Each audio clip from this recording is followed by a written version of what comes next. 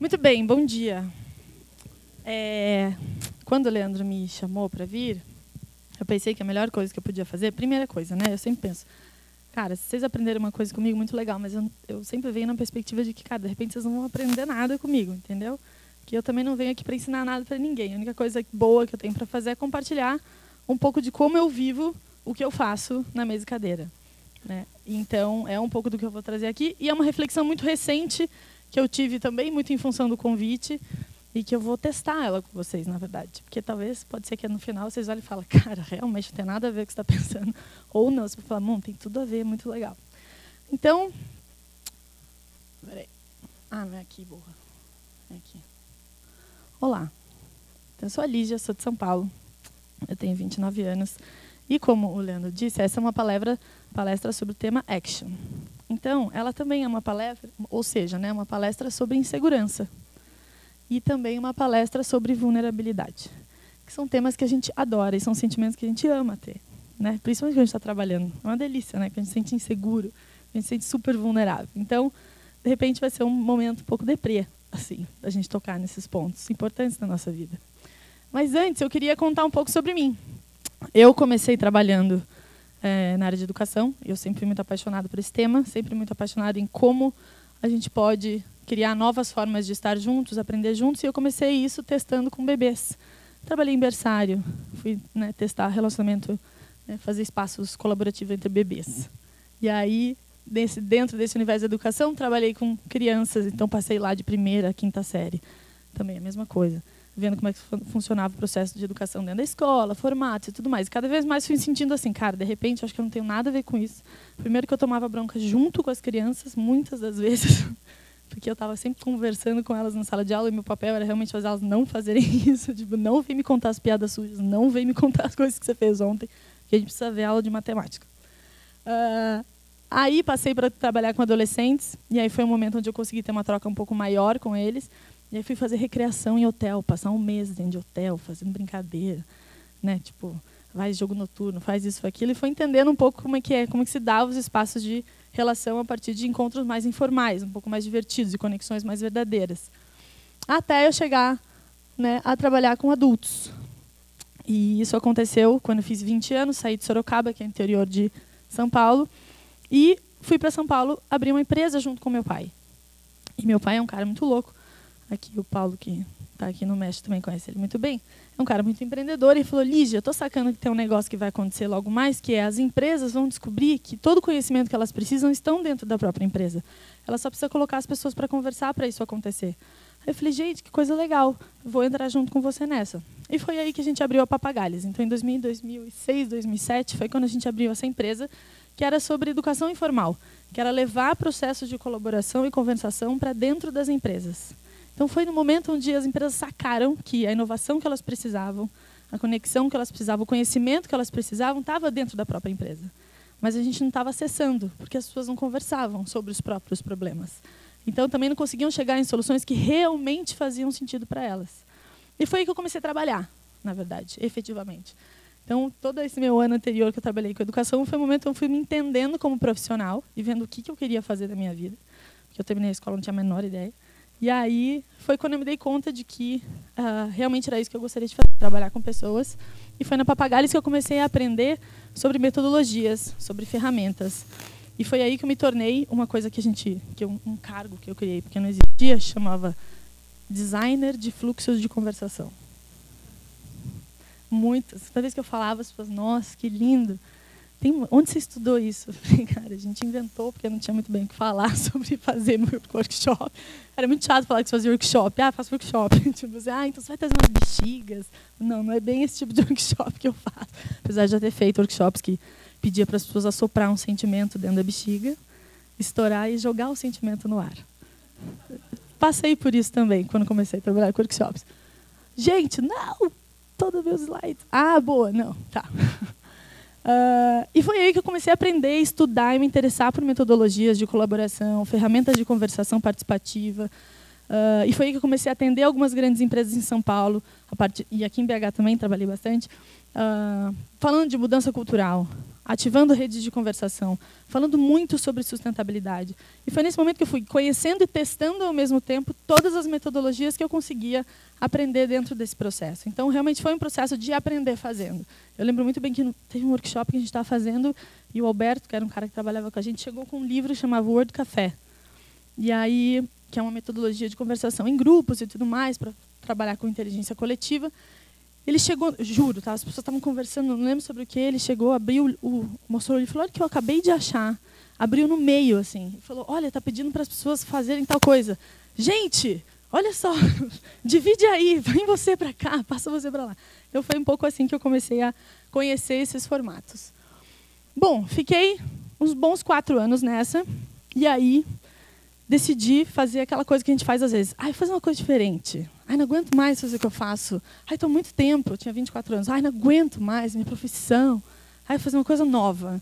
Né? Vou inovar. E fui para uma empresa de mídias sociais. Foi a coisa mais horrorosa que eu já fiz na minha vida. Assim. Tipo, foi um desastre, um desastre, um desastre. Tipo, coitado de quem me contratou naqueles 6 meses, pagando mal. E aí eu falei, bom, até que eu parava, tipo, acho que eu mereço esse salário, porque assim, realmente eu sou muito ruim nesse negócio. Mas, como tudo na vida a gente aprende com as experiências, eu aprendi a fazer proposta, aprendi a falar com o cliente, numa perspectiva um pouco mais mentirosa, de vez em quando. Você fala, não, cara, vai super rolar esse negócio. E por dentro eu falo, cara, não vai rolar esse negócio, óbvio que não vai. Mas fiquei um tempo lá, e aí decidi falar, bom, cara, acho que não é o meu caminho, vamos voltar a fazer workshops, vamos voltar a trabalhar com pessoas numa dimensão que eu acreditava mais, que era dos relacionamentos. E aí, eu dei um passo adiante em relação ao que eu fazia e fui trabalhar na Box 1824, que é uma empresa de pesquisa e inovação. E foi lá que eu consegui aplicar tudo o que eu sabia em função de fazer as pessoas terem umas puta sacada. Umas ideias muito boas para produto, umas ideias muito boas para serviço, umas ideias muito boas para marcas, umas ideias muito boas para inovação na campanha da C&A, inovação no produto da Nestlé. E foi aí que eu comecei a entender que dava sim para trabalhar com processos colaborativos, conversação e tudo mais, nesse universo que era menos da relação, que na Papagales era um pouco mais isso, botar as pessoas para conversar, para elas se sentirem parte, conectadas com o que elas faziam, amarem o trabalho delas, se importarem com o que elas estavam fazendo, trazer soluções que realmente faziam sentido e para um momento de, cara, vamos trabalhar junto para a gente gerar conteúdo, gerar conteúdo de comunicação, gerar conteúdo de produtos, etc. Então, eu dei um passo adiante dentro desse lugar que eu trabalhava e fui trabalhar nessa empresa. E aí, mais metodologias, mais ferramentas, mais processos, muito benchmark. Puta, aquela empresa fez daquele jeito, olha só, aquilo funcionou desse jeito. Então, foi ali que fui me munindo um pouco mais dessas informações. Daí, fiquei um tempo lá, saí e fui fazer 1000 freelas. E aí, fiquei em São Paulo, atendi uma empresa de pesquisa aqui, atendi uma empresa de inovação lá. E fui começando a entender mais um pouco esse mercado e o que eu estava fazendo quando eu me colocava nesse lugar de vamos juntar pessoas para fazer coisas juntos, a partir de uma perspectiva e num contexto de resolver problemas e criar soluções. E aí, eu me dei conta que resolver problemas e criar soluções estava só conectada com essa coisa das ideias. Eu não sabia efetivamente se o que a gente estava criando, aquele monte de ideia boa, perfeita, que funcionava maravilhosamente muito bem no papel, se elas realmente estavam funcionando. Então, a gente tinha muito pouca visão do pós-workshop, né, do pós-processo. E muito pouca visão se aquela ideia que a gente desenhou, que estava muito legal, se ela realmente funcionava. Então, a linha da vida dos processos que eu trabalhava era muito curta, e eu não conseguia entender. E aí, ao mesmo tempo, eu estava lá, me munindo de todas essas coisas, que é um lugar muito seguro. Metodologia, ferramenta, benchmark nos deixam muito seguros para trabalhar. Né? Não sei com que vocês trabalham, mas quando vocês conhecem mais o que vocês fazem, mais seguros vocês vão ficando. Falando, cara, eu domino isso aqui, eu sei como eu faço isso aqui, eu sei o que vai acontecer aqui. E aí, é isso, construção de repertório. Né? Ontem a gente falou muito disso e eu botei esse slide justamente por causa da nossa conversa. Por quê? Repertório é isso, é conhecer coisas, é conhecer métodos, é conhecer formatos, é conhecer benchmark, mas ele é muito traiçoeiro. Porque ele te dá a sensação de que você sabe o que vai acontecer o tempo todo. Até eu chegar na mesa e cadeira, que era o que eu acreditava. Por quê? Frase da minha contratação. Bárbara Soalheiro, que é a fundadora da mesa e cadeira. Eu cheguei até... Esse foi um momento bom também, que foi aquele segundo momento, né, da nossa carreira de 5 anos de trabalho, depois que começo a trabalhar, uma carreira gigante, maravilhosa, e falar, ai, cansei, vou mudar de novo, vou fazer outra coisa, fazer o que eu amo. Né? Vamos fazer o que a gente ama. Vamos largar tudo, vamos viver de hobby. Não, brincadeira. Mas... Quando eu cheguei até a Bárbara, um amigo meu falou, cara, você precisa conversar com a Bárbara, porque a mesa e cadeira está fazendo umas outras coisas. E é muito bom essa história, porque eu lembro quando eu fazia os workshops, eu tinha conhecido a mesa e cadeira, e eu sabia a metodologia que eles usavam, e eu falei, puta, vamos clonar a mesa e cadeira. Falei um dia no workshop, falei, vamos fazer igual aquela galera do mesa e cadeira lá. Vamos fazer esse negócio aqui. E aí até cheguei neles e contei isso na entrevista. Falei, cara, eu quase copiei o que você estava fazendo, tentei ideia do que você estava fazendo.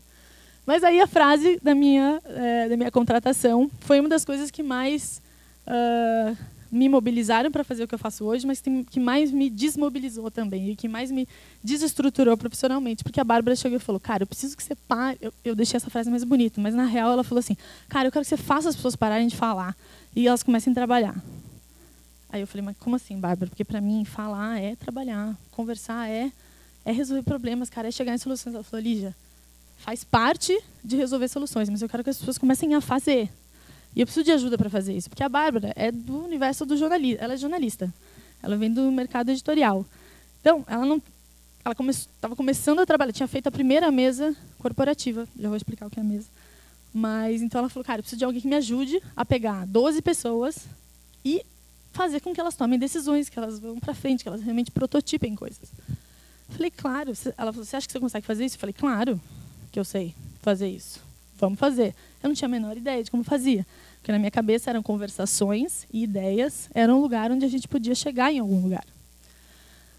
E, contando um pouco da mesa, é isso que a mesa cadeira, é isso que a gente acredita, é isso que a mesa cadeira acredita. A gente acredita em fazer. A gente acredita que o melhor jeito de você encontrar soluções e aprender como se resolvem os problemas é fazendo, é trabalhando nesses problemas. É criando soluções a partir de uma coisa que você não sabe exatamente o que é, mas testando e se colocando nesse lugar de ser a primeira pessoa que vai criar uma solução para aquele problema. Então, a gente acha que, enquanto a gente faz, se a gente está no exercício de criar, de trabalhar em cima dessa coisa, a gente chega nas respostas certas, as perguntas certas, elas aparecem. Então, a gente acredita muito em fazer. O que a gente faz quando a gente faz mesas? A gente entrega protótipos de altíssima qualidade num tempo muito curto. As mesas são como se fossem workshops, mas a gente chama de mesas, porque a dinâmica de trabalho é muito diferente. Tudo bem que é um grupo de pessoas durante 5 dias trabalhando juntas, mas é uma mesa de trabalho. E é isso que a gente acredita. A gente acredita que para resolver problemas a gente tem que trabalhar neles. Então o tempo é curto e a gente entrega protótipos. Protótipos muito bem acabados. Então a gente precisa chegar muito no cerne do que a gente tem que fazer para poder desenhar uma solução. A gente reúne profissionais brilhantes de áreas diferentes. Quando a gente... Se eu estiver indo muito rápido, vocês me falam, porque às vezes eu dou uma bateria e vou. E vocês podem fazer pergunta a hora que vocês quiserem também, tá? Tipo, senão... Né, vai que vocês não estão entendendo absolutamente nada dessa parte, principalmente, que é também escadeira. A gente reúne profissionais brilhantes de habilidades e experiências diferentes ao redor de uma mesa para resolver um problema. Esse é um desenho bem clássico da mesa e cadeira. Né? Essa foi uma mesa que a gente fez para a Nestlé. Então, aqui nessa mesa ao redor tem equipe mesa e cadeira, equipe Nestlé e especialistas que a gente convida para participar. E a gente tinha aqui um problema, que era reposicionar uma linha de produtos que eles tinham. E que estava há 6 anos dando muito errado, porque eles focaram num target, acertaram em outro, eles não tinham entendido que esse era o problema, e aí a gente trouxe para a mesa e falou, cara, a gente precisa resolver isso aqui. Pode cortar, sem problemas. Quando a gente monta uma mesa, o raciocínio é muito simples. É assim, qual é o melhor time que a gente pode montar para resolver esse problema? Porque a gente acredita que as pessoas certas precisam trabalhar nos problemas certos. Então, a gente tem um share motivation aí. A gente vai um pouco com esse mindset. Então, quando a gente pensa, a gente tem esse problema, nosso, né, imediatamente fala quem são as pessoas que têm que estar sentadas aqui ao redor para resolver esse problema. E dentre elas tem que estar o cliente, sempre. Então, sempre tem o cara da Nestlé, o cara da Fiat, o cara da Vivo, sempre tem. E a gente não consegue trabalhar sem eles, porque tudo que sai da mesa, qualquer protótipo que sai da mesa não pode ser o protótipo de um sonho. de algo que o cara vai falar, nossa, daqui 10 anos, quando a empresa for diferente, quando a Nestlé mudar, a gente vai fazer. Para nós não serve. Tem que ser o passo muito possível. Ele tem que ser uma mirada numa inovação, numa coisa grande que a empresa quer fazer, mas ela tem que ser, né, possível de ser realizada a curto prazo. Porque senão para nós não faz sentido. A gente fala para o cara, não gasta essa grana se você não for fazer esse negócio. Se você realmente não quiser tomar essas decisões, se você realmente não quiser fazer essa transformação. Claro.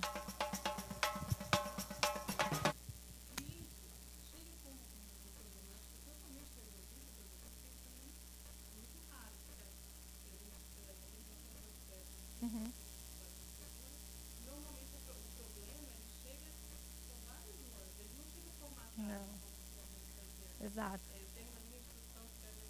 Uhum.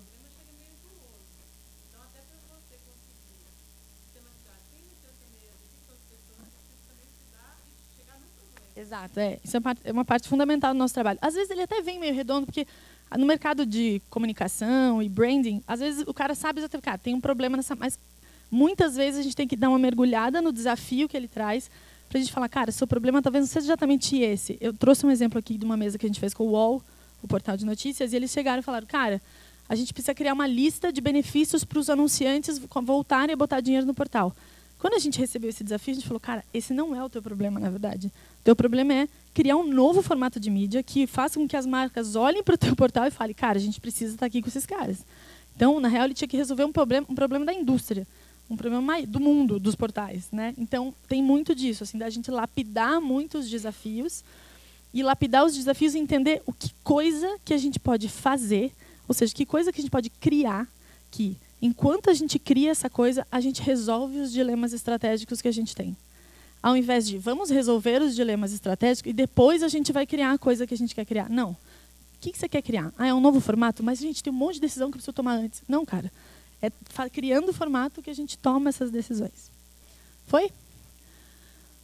Bom, isso aqui é muito bom, porque é um tweet de uma palestra que eu dei e o cara resumiu de um jeito muito bom o que a gente faz. Então, Mesa e Cadeira é uma empresa que pega as tretas das empresas, junta os negros para fazer os corre. É exatamente isso que a gente faz. Não é gênio? Gênio, gênio. Eu falei, cara, vou usar isso para sempre, porque é o jeito mais simples de entender o que a gente faz. Tá simples? Dá para entender o que é a mesa? Porque às vezes é meio complexo. É tipo um workshop, dura 5 dias, pessoas de áreas diferentes, clientes, especialistas, equipe Mesa e Cadeira. A gente tem uma missão e a gente tem que sair da mesa com um protótipo que é a solução daquele problema. Muito bem. Isso é o que a gente acredita. A gente acredita que aprender a resolver esses problemas, primeiro, porque, gente, o mundo está mudando. Cada vez mais os problemas são mais complexos. Os dilemas são mais esquisitos. E a gente não está preparado. E tudo bem que a gente não está preparado, porque não tem como estar preparado para uma coisa que é totalmente nova. Então, a gente acredita que, para a gente realmente aprender como se resolve o problema, a gente tem que fazer. Ou seja, para inovar, a gente tem que aprender.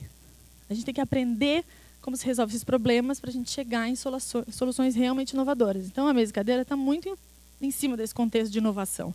E as pessoas perguntam, como é que é, o que é inovação para vocês na Mesa e Cadeira? Eu falo, cara, quer inovar, inova. Tipo, é inovando que se inova. Então, assim, você quer saber, para pegar esse problema e aprender como se inova aqui, você tem que dar esse passo. Você, a empresa tem que ter culhão para ir lá e falar, eu vou resolver esse negócio aqui. E é muito do que a gente acredita. Então, inovar e fazer são duas palavras que estão completamente conectadas. Não tem como elas estarem separadas. E a gente faz isso de um jeito muito simples, que eu já falei esse slide, que é um pouco da fórmula, né, básica da Mesa e Cadeira, que é um líder muito brilhante em sua área de atuação. É como a gente nasceu enquanto empresa, tá? Enquanto Mesa e Cadeira. A gente nasceu com essa fórmula, que é um líder brilhante, um grupo cuidadosamente selecionado e um projeto que vai ser desenvolvido no máximo 6 dias. Quando a gente começou a trabalhar com empresas, que foi logo quando entrei na Mesa e Cadeira, a gente entendeu que um líder na cabeceira só, um cara direcionando um grupo de profissionais, às vezes não era exatamente o que a gente precisava. A gente precisava de mais profissionais de fora, e aí quem assume a cabeceira da mesa sou eu, a Bárbara. E aí a gente leva o processo para onde a gente acredita muito, somando aqueles conhecimentos, aquelas experiências.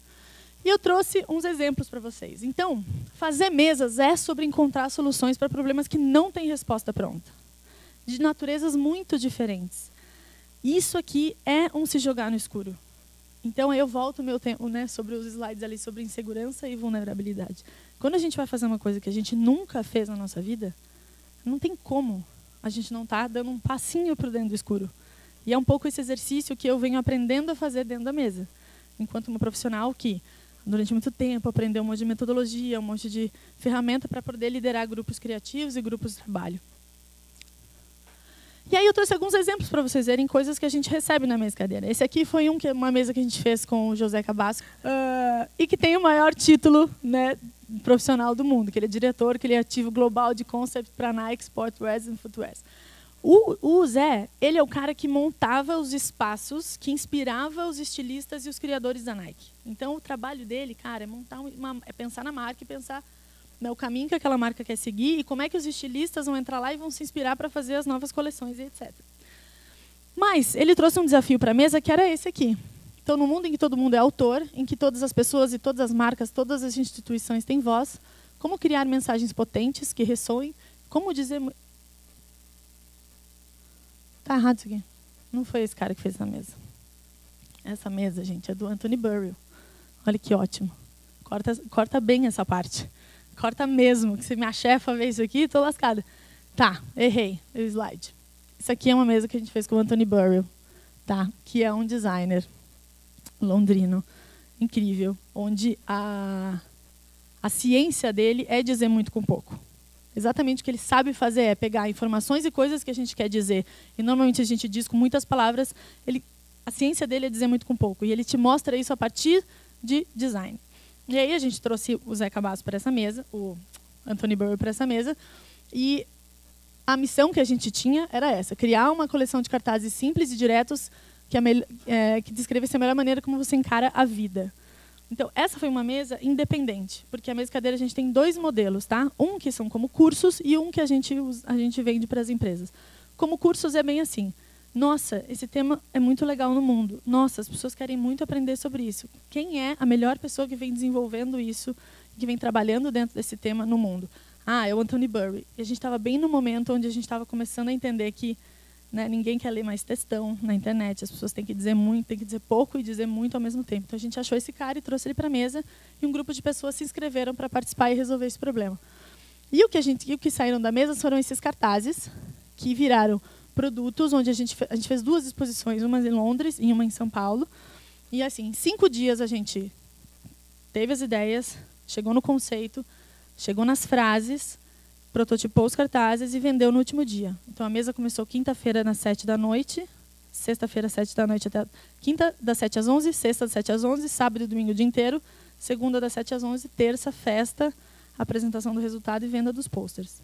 E aí, hoje, a gente fez na Chemistry Gallery e vocês podem comprar hoje na Collector. Então, realmente o que sai da mesa são produtos muito viáveis e protótipos muito bem acabados. As mesas independentes, elas têm mais essa característica de chegar bem no final do que das empresas. As empresas ainda precisam ser mexidas um pouco adiante, porque eles precisam testar tudo que a gente sai da mesa. Mas mesas independentes, a gente cria coisas muito já finalizadas, realmente para ter um certo futuro aí. Outro desafio que eu trouxe para vocês, que é de uma natureza completamente diferente, que é uma mesa que a gente fez com a Natura. A Natura tinha um desafio muito grande, que era mudar seu modelo de negócio.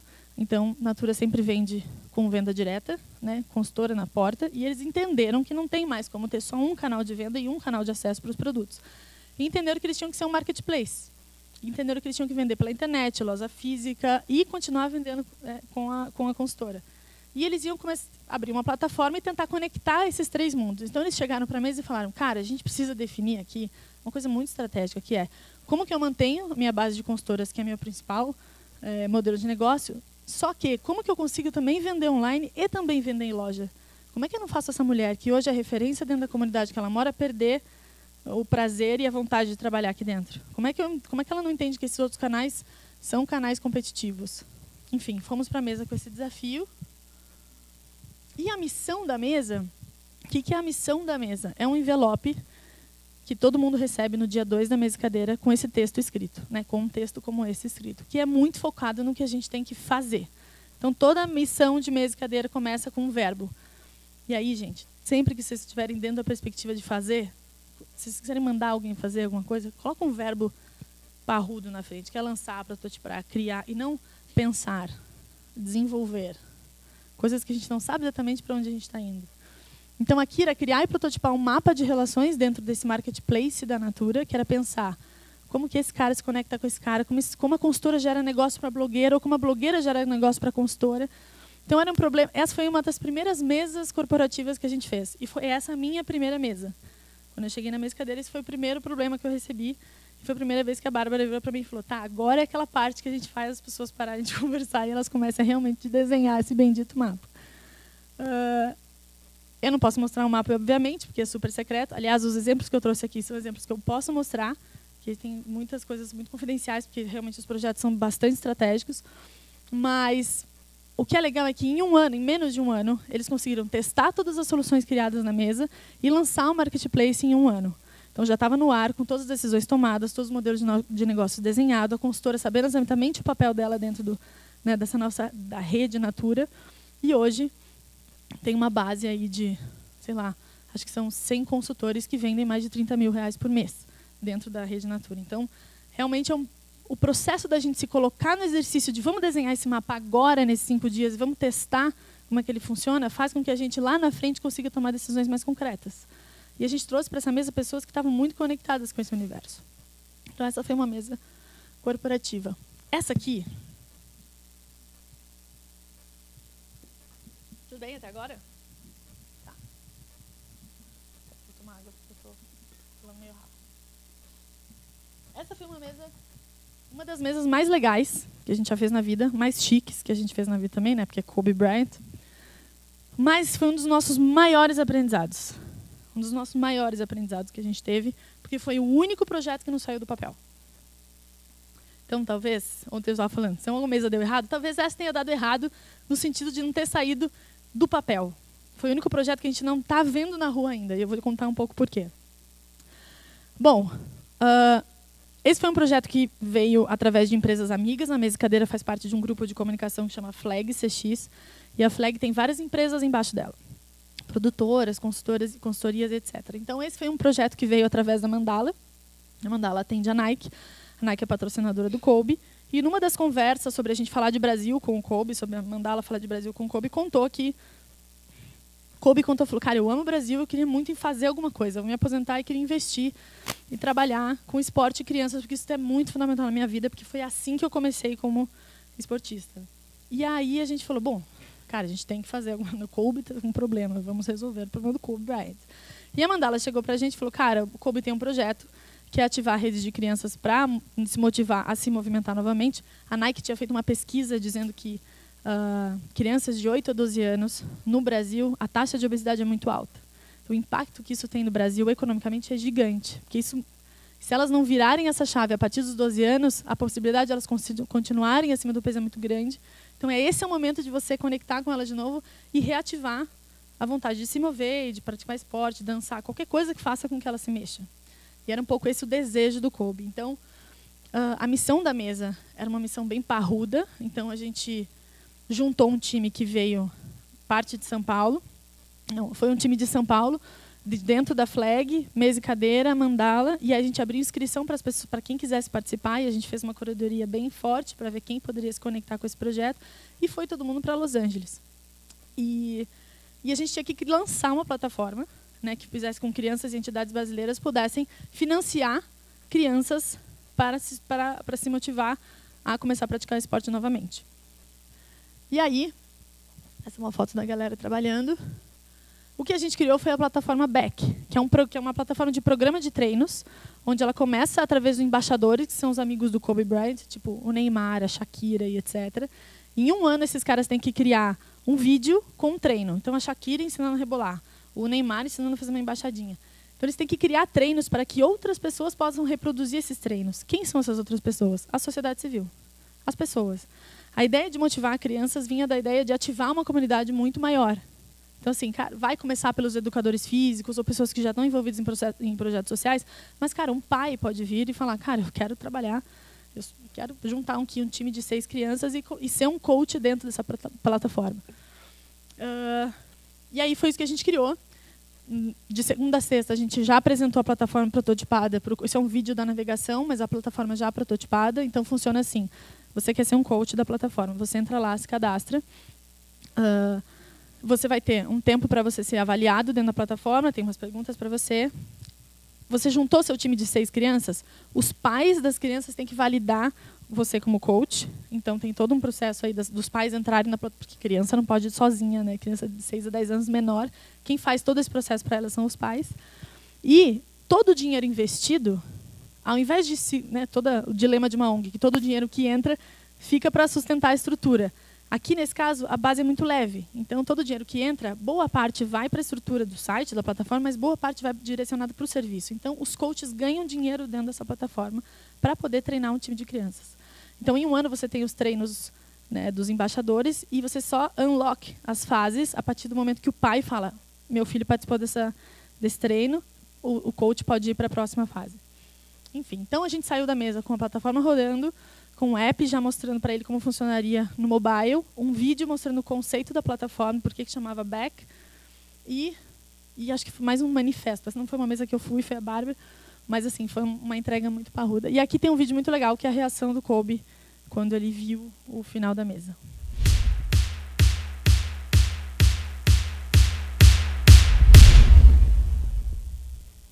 That's the idea. That was a pitch. Ridiculous. I mean, it's unbelievable, actually. Huh. That's crazy. I love it. I'm really excited about it. I want to hire all you guys. Let's go. Let's do it. Yeah. It's going to be fun.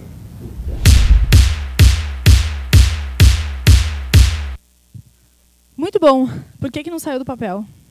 Um projeto tão grande, tão estruturado, com um modelo de negócio tão forte, porque não tinha ninguém sentado naquela mesa que fosse dono daquele projeto. O Kobe não pode entrar com R$1 milhão. O Kobe entra com os embaixadores, que é a maior potência que ele pode fazer para isso aqui dar certo, não o dinheiro. Não tinha ninguém sentado na mesa que falasse: esse projeto é meu, eu vou bancar. Esse projeto podia ser uma empresa, podia ser uma instituição, podia ser qualquer pessoa que, na hora que acabasse a mesa, o cara pegasse e falasse: esse projeto aqui eu vou tocar para frente. Então, o próximo passo desse projeto foi captação de recursos. Ninguém bota dinheiro num projeto que não se sente dono, que não conecta naturalmente com uma essência ou com o coração daquele negócio. Então, esse foi o nosso maior erro, foi na curadoria. Foi olhar e falar: cara, está faltando alguém aqui que pague esse negócio na hora que a gente sair daqui dizendo que precisa começar com R$1 milhão. Então, quem tiver aí, R$1 milhão, projeto maravilhoso, queremos botar no ar logo mais, mas tá aí, guardado no nosso coração, a gente vai fazer, uma hora a gente vai fazer. Então, cada hora que a gente faz uma reunião com o cliente, fala do Kobe, já fica vendo assim: será que esse cara, será que esse cara, se a gente pede agora, não pede agora? Mas acho que esse foi um dos maiores aprendizados da mesa, foi realmente esse. Porque quando você olha tudo pronto, você fala: meu, isso aqui tem que rolar, faz muito sentido. Mas cadê essa pessoa que vai falar: isso aqui é meu e eu vou mandar fazer? E é por isso que as mesas dão certo hoje, dentro das empresas. Porque o dono daquele projeto é o cara da empresa, então quando ele sai da mesa, ele fala: eu vou fazer isso aqui acontecer. Eu tenho esse dinheiro, está aqui, como é que eu vou ter que usar? Outro exemplo. Mesa que a gente fez com o UOL. Foi um pouco do que eu falei no começo. Eles tinham esse desafio de trazer mais anunciantes para a plataforma. E a gente chegou e falou: cara, na real, seu desafio não é dizer porque que o UOL é bom. É realmente criar um novo formato de mídia que faz com que os anunciantes que vocês querem que botem dinheiro aqui queiram estar aqui. Porque eles não estão vendo mais sentido nenhum. Fala. Tá errado.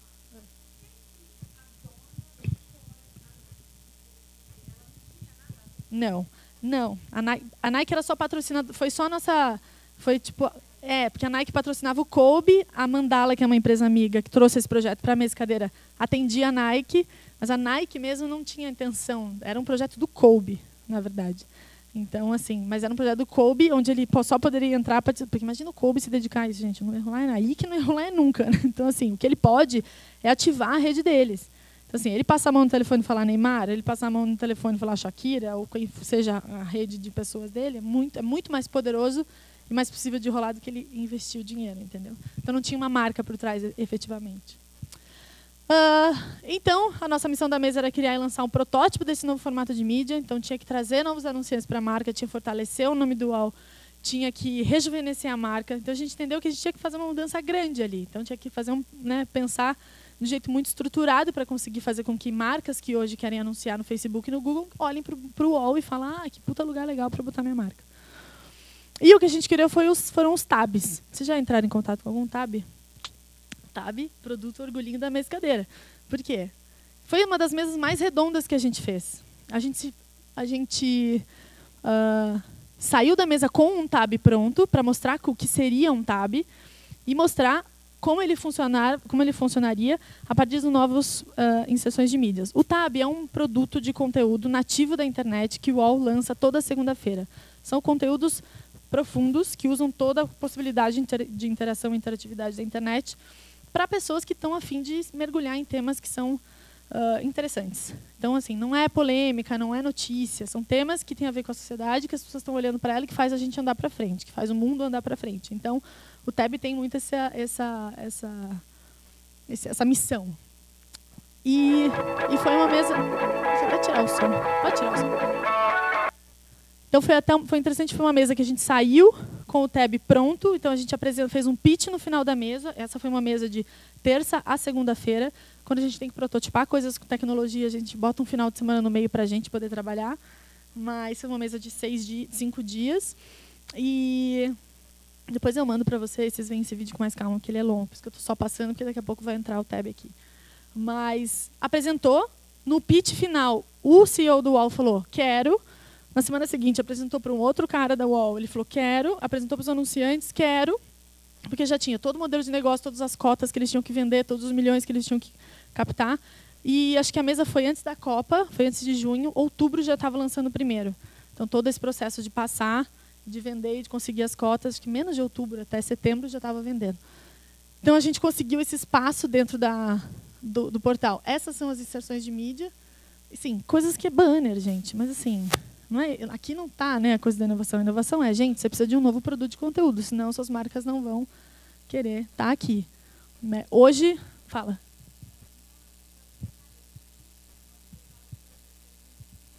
Uhum.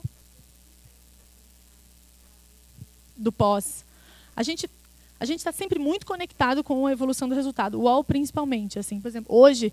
Ele atinge uma área muito maior do portal do que essa que a gente mostrou, que é um quadradinho, pelo número de visualização.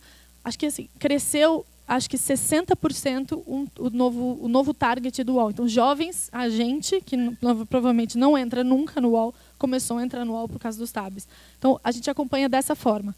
Quando a gente precisa estar num pós-projeto, aí é uma nova proposta, um novo tipo de coisa. Mas a gente sempre acompanha a evolução das coisas, e para nós é muito legal saber se realmente está sendo implementado ou não. E às vezes empresas cada vez mais vêm chamando a gente para falar, cara, ajuda a gente a continuar a fazer e tudo mais. Então, esse é um projeto que saiu de uma mesa e realmente, então a gente estava discutindo um novo formato de mídia, mas o que a gente criou foi um novo produto de comunicação. Então, isso acontece muito no processo de fazer. Quando você vai lá, né, tipo, a gente começou mesmo sem ter ideia do que iria sair, realmente muito no escuro, a gente sabia exatamente onde a gente precisava chegar, que era uma solução muito foda. A gente sabia exatamente o problema e o desafio, mas assim, exatamente o que a gente ia fazer, a gente não tinha a menor ideia. O que mais eu trouxe? Essa, muito legal. Tá vendo esse negócio que vocês estão aqui? Que eu dei para vocês de presente? Nasceu dessa mesa aqui. Que essa foi uma mesa independente, foi numa dessas mesas que a gente falou, nossa, esse cara é muito foda, vamos trazer ele para fazer uma mesa. O Bernard é um artista holandês e o cara sacou e aprendeu como hackeia a natureza, através de tecnologia e ciência. E a gente trouxe esse cara e falou, primeiro a gente falou, vamos trazer, depois a gente pensa por que a gente está trazendo. Mas o Bernard é conhecido por um cara que faz nuvens. Ele entendeu como faz nuvem. E aí o trabalho dele era fazer nuvens em casas muito parecidas como essas, tinham casas antigas e lindas, e tem uma relação, ele é um artista, né? Então era sempre uma relação do fenômeno natural com o espaço. Então, ele criou uma maquininha que faz nuvem, e ela ficaria aqui no meio, ela dura 2 segundos, aí o cara fotografa, e isso é a obra de arte dele. E é muito bom porque ele contou, cara, minha arte é muito sobre decepção. Tipo, meu trabalho é sobre decepção. Porque teve uma mulher que viajou não sei quantos quilômetros para ver a nuvem, só que era uma expansão de fotos da nuvem, né? Imagina.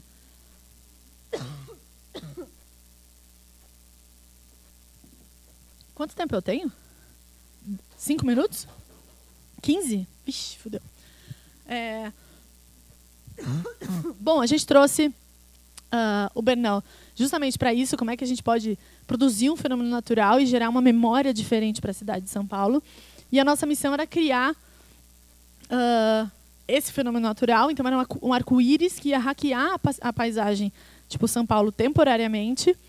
E a gente tinha que gerar uma memória que fará com que as experiências continuem vivas e encontrar uma maneira de tangibilizar essa experiência. Então, é uma mesa bem do universo das artes. mas que gerou coisas como essa, que são memórias de São Paulo que você não tem, mas que a partir do momento que você olha esse postcard já é uma coisa muito sobre memória de cidade, mas esse foi a projeção do arco-íris. E a gente fez tudo. A gente fez o prisma, a gente fez os cartões, a gente projetou, a gente testou. E em 6 dias, à noite, a gente fez uma festa e projetou o arco-íris a partir desse prisma. E aí a gente fez esse time-lapse no dia também.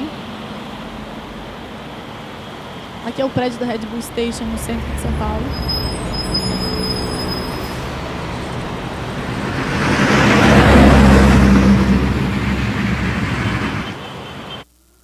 E aqui o processo, um pouco do processo, como é que foi, que é legal.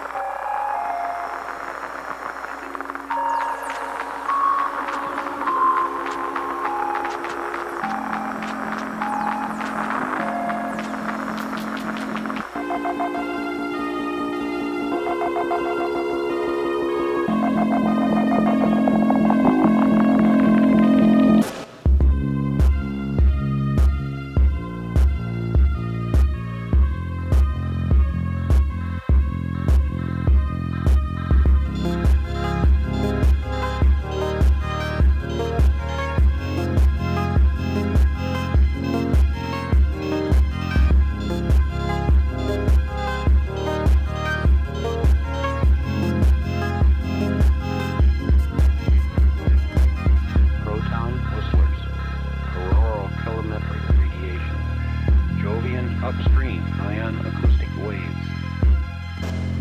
Earth, multi-hop whispers.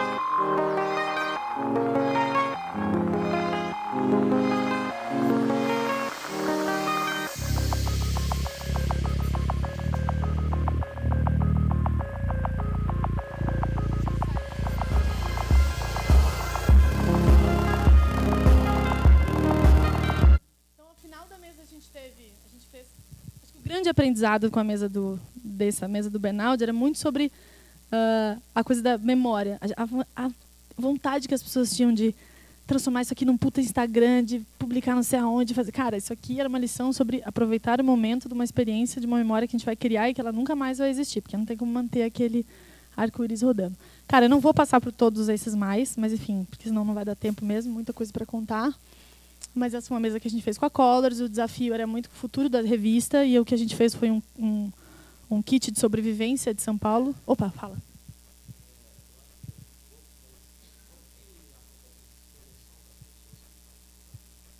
A gente seleciona muito a partir do desafio que a gente tem, ou seja, da missão que a gente tem para fazer. Essa do Bernaldi, por exemplo, a gente precisava de um físico para entender um pouco a coisa de luz, de reflexão, de como é que se bota a luz, como é que sai a luz, como é que projeta. A gente trouxe um designer, porque a gente sabia que ia prototipar um postcard, então que era algo que fizesse com que as pessoas tivessem essa memória em casa. A gente tinha uma designer de experiência, porque a gente sabia que no final a gente tinha que ter uma festa muito legal, um jeito de apresentar o arco-íris, porque a galera não chega lá e fala, bem legal esse arco-íris. O que tem que acontecer até a pessoa chegar? Então, é muito em função do que a gente precisa fazer. Eu preciso ter todas as habilidades e experiências necessárias para prototipar aquilo. Então, uma coisa que eu falo sempre é, muito difícil trabalhar na mesa com quem está começando. Tipo, eu sou um designer há 1 ano. Para fazer mesas, você precisa ter rodado um pouco, porque a gente toma decisões muito rápidas. Então, a gente precisa que você traga o que você sabe, as experiências que você trouxe. E para isso acontecer num tempo tão curto, eu preciso que você já tenha rodado um pouco mais no mercado. Ou feito o que você faz da vida. Mas, porque o tempo é muito curto, dá pouco tempo de se absorver. Rapidinho, ali e aqui. Sim, nesse caso, sim.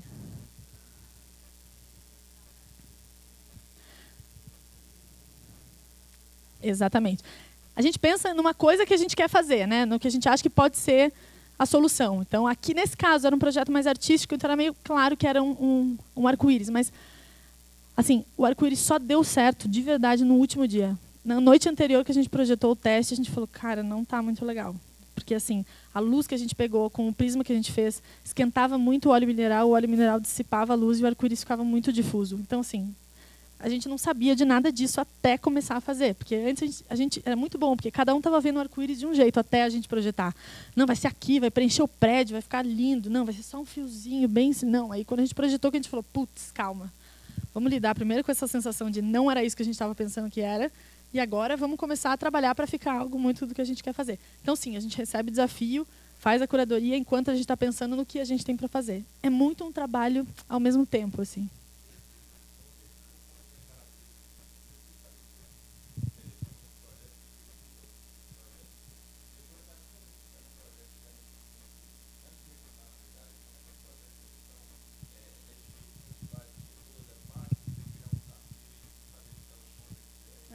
Muito boa essa pergunta, porque é exatamente sobre sedução, a coisa da mesa, dos caras virem para a mesa. Primeiro, a gente já ganha muito pelo fato de ser uma experiência de fazer. Então, o cara vai realmente trabalhar num tema e criar uma coisa muito tangível. Mas a gente só escolhe pessoas que a gente sabe que o coração dela está dentro daquele projeto. Ou seja, são preocupações que ela tem na vida dela. Então, as pessoas vêm muito porque, assim, um cara que vem para uma mesa de UOL, por exemplo, ele só vem porque o Marco Gomes, por exemplo, que tem uma agência de formatos de mídia que chama Bubox. Esse cara é basicamente concorrente ali do UOL, entendeu? Para poder captar recursos de mídia. Mas ele vem para a mesa porque ele dorme e acorda pensando nesse problema. Qual é o futuro dos formatos de mídias? Minha vida está dentro disso. Eu preciso saber, eu preciso entender qual o próximo passo do mercado.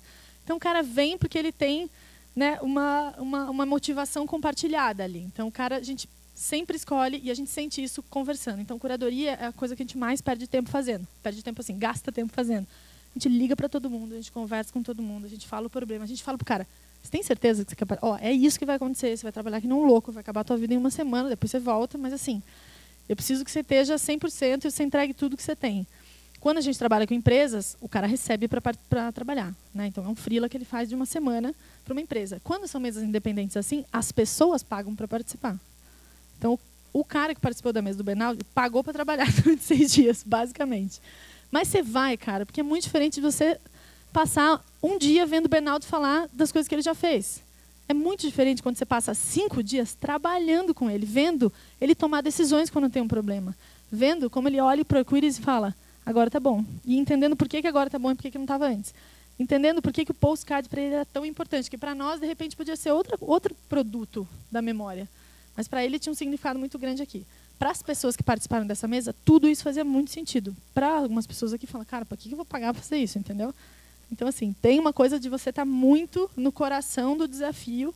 E é muito legal, porque nas mesas corporativas, as pessoas, o problema da Nestlé, da UOL e não sei quem, vira o problema de todo mundo. Isso é uma coisa muito legal. Isso foi um dos meus maiores aprendizados. E, assim, quando as pessoas fazem, quando você está nessa dinâmica de resolver um problema fazendo, primeira coisa, as pessoas se apaixonam pelo problema, porque elas querem resolver aquilo de qualquer maneira. E a outra coisa é, fazer leva as pessoas naturalmente a colaborarem. Eu não preciso ficar ali tentando, com um monte de dinâmica de grupo, fazer os caras se importarem com o que eles estão fazendo. Porque já está ali, eu já quero estar aqui. Porque isso aqui tem muito a ver comigo. E outra, eu vou fazer, eu vou trabalhar. Então tem um processo muito de confiança ali durante a mesa, de que você é o designer que conhece muito isso aqui, então, cara, vamos fazer junto. Eu não preciso mostrar, olha, o meu jeito de fazer design, apesar de eu não ser designer, é esse. Mas tudo bem. Não, cara, eu sou dessa área, você é o designer, vamos fazer juntos aqui, porque eu confio muito no teu talento. Então, as pessoas vêm na mesa muito por esse lugar, mas tem um trabalho grande nosso de contar essa história para o cara. Se eu chegar para ele e falar assim, olha, a Nestlé está com um problema aí numa bebida e ela está querendo resolver, posicionar o produto. O cara fala, bom, nega, chama uma agência. O que você vai fazer? Não. Cara, Nestlé quer encontrar a bebida que consegue unir saudabilidade com prazer e entregar uma bebida barata, saudável para os jovens brasileiros. E o cara fala, quero porque eu estou interessada nisso. Quero saber quais são os produtos que falam com os jovens. Né? Então é um pouco isso. Vou pular isso aqui. Oi.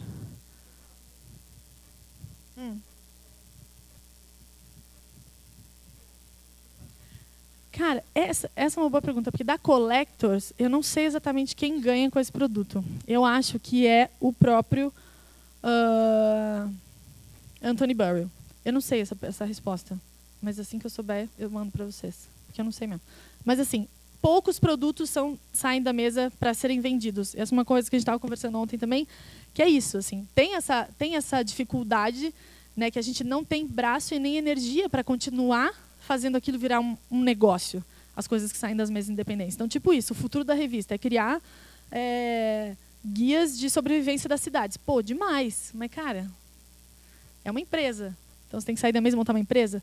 O que é legal é que, assim, durante a mesa, né, os 5 dias, você fala assim, vamos morar junto, vamos trabalhar junto para sempre, eu te amo, você é muito foda, vamos fazer isso para sempre. E aí, terça-feira, quando você apresenta, você está tão cansado, você está tão feliz, e você fala, certo, amanhã, eu vou fazer uma reunião amanhã, a gente vai matar esse projeto. Acabou, quarta-feira você acorda e fala, não tem como, é muito difícil, assim, porque realmente é um outro grande trabalho. Tá aí, né, uma oportunidade para também quem quiser colar na gente, fazer esse negócio acontecer.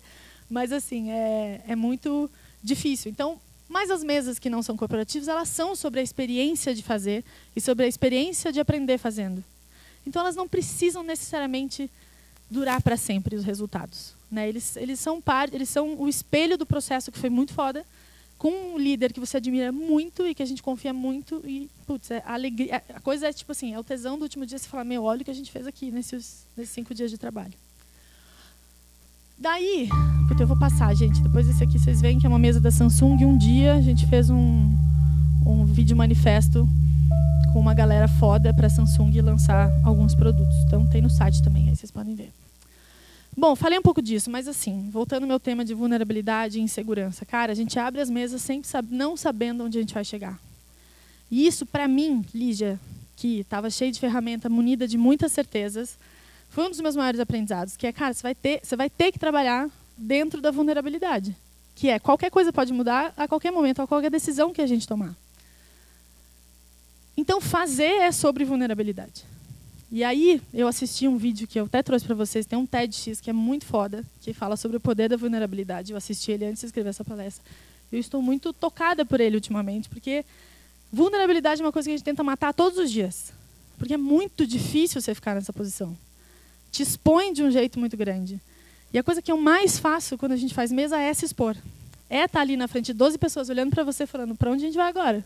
Sendo que a gente acabou de tomar essa decisão que a gente não imaginou que a gente tomaria. Então, é uma luta, às vezes, de você entender, cara, eu estou inseguro ou eu estou vulnerável? Insegurança a gente mata com repertório. Então, assim, eu estou inseguro, então eu vou estudar mais, eu vou ler mais, eu vou aprender mais. Então, você consegue sanar a insegurança, mas e a vulnerabilidade? Que é uma coisa que acontece no instante que ela acontece. Então, fazer action, ou qualquer coisa que vocês colocam para prototipar, fazer, experimentar, é abraçar a vulnerabilidade e entender que esse é uma virtude que a gente tem quando a gente está fazendo, que é você deixar... O que é estar vulnerável? É deixar a coisa te afetar e te mudar. Como que a gente vai resolver os problemas do mundo novo se não deixar com que eles nos afetem? Se você não deixar com que os problemas cheguem na gente e fale, tá, o que eu faço com ele agora? Qual a próxima coisa que eu tenho que fazer? Pô, ainda bem que eu estudei, ainda bem que eu li. Então, repertório, a gente resolve a insegurança com repertório para a gente ter mais coragem para ir para alguns lugares, para decidir o próximo passo. Então é isso, assistam esse TED, é muito legal. Eu estou muito assim nesse momento de curtir ele e assistir várias vezes, porque é bonito demais e ajuda a gente a entender que esse é um valor que hoje a gente às vezes tenta dar uma matada nele, mas que ele é muito fundamental para o mundo que a gente está vivendo. Então, o que eu faço na mesa hoje, basicamente é isso. É isso que eu faço. Toda vez que eu abro uma mesa, é essa sensação que eu tenho, é esse salto que eu tenho. Quando esse cara fez esse mergulho, ele fez esse mergulho várias vezes antes de mergulhar nesse buraco. Ele estudou, ele leu como era, ele sabia os peixes que tinham lá embaixo, mas ele não tinha a menor ideia do que ele ia encontrar. Mesmo sabendo, mesmo estudado, mesmo, até ele ir lá e mergulhar. Então, assim, parece, mas é sobre criar um formato de mídia. Mas, cara, quando você está ali na cabeceira pensando, eu preciso entregar algo grande, rápido e foda, com 12 pessoas, é um pouco sobre esse mergulho. Então, assim, eu sei como faz mesa, eu tenho todas as metodologias na minha cabeça, eu sei onde a gente tem que chegar, mas não tenho a menor ideia do que vai acontecer. Porque o especialista que eu trouxe pode levantar a mão e falar, cara, não acredito em nada disso, a gente tem que ir para esse lado. E eu tenho que pegar e falar, ok, meu Deus, e agora o que a gente faz? Próxima coisa, entendeu? Então, eu tenho aprendido a me colocar em situações de vulnerabilidade. E aí, assim, até na vida pessoal, gente, se quiser começar a abrir para esse lado também, nós vamos longe aqui, né? Uma das frases muito fodas que a Brené Brown fala nesse vídeo do TED é que vulnerabilidade é a disponibilidade de dizer eu te amo primeiro. Que, né, gente? Pensa. Não é muito poderoso? Porque isso, eu estou olhando, pego essa frase dela e coloco na minha vida trabalhando, porque é exatamente isso. É a disponibilidade de eu falar que a gente tem que fazer isso aqui primeiro que todas as outras marcas. Eu criar esse negócio antes de qualquer outra pessoa, porque eu tenho essa coragem de fazer. Então, realmente, é treinar essa postura. Então, dá para treinar a postura da vulnerabilidade e dá para trabalhar com ela a partir do repertório que você tem e que você vem construindo. Mas, assim, é saber que você não sabe a resposta para os problemas. A gente não sabe. Se você dizer que você sabe, você está mentindo que você não sabe. Até você começar a fazer. Até você começar a testar, começar a prototipar e etc. Vocês que são arquitetas devem saber mais que nunca. Né? Que você desenha lá... A gente tem um exemplo muito bom da arquiteta da Casa Bárbara que desenhou um nicho de papel higiênico menor que um papel higiênico. Eu não sei se é incompetência, mas enfim, até ela botar o papel higiênico lá, ela não sabia que não cabia. Então, para acabar, eu queria dizer que, para mim, cara, estar vulnerável, ser vulnerável, é estar disponível. É estar disponível para acontecer alguma coisa nova. É estar disponível para você mudar de ideia. É estar disponível para você criar a próxima coisa ou o próximo passo que você quer dar. Então, é tudo que eu tenho por hoje. Muito obrigada.